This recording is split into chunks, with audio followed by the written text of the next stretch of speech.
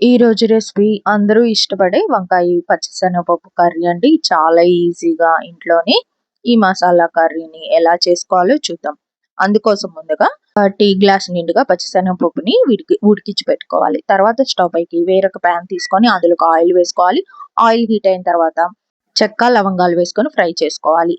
Next ఇంకా ఉల్లిపాయలు పచ్చిమిరకాయలు కూడా వేసుకొని బాగా మగ్గించుకోవాలి. తర్వాత 2 స్పూన్ల వరకు అల్లం వెల్లుల్లి పేస్ట్ వేసుకొని పచ్చివాసన పోయేందుకు ఫ్రై చేసుకోవాలి.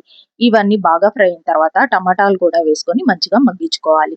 ఈ టమాటాలు మగ్గిపోయిన తర్వాత వంకాయలు, పచ్చిశనగపప్పు, ఉప్పు, పసుపు, కరివేపాకు వేసుకొని బాగా ఒకసారి కలుపుకొని మూత పెట్టుకొని 15 మినిట్స్ వరకు కుక్ చేసుకోవాలి.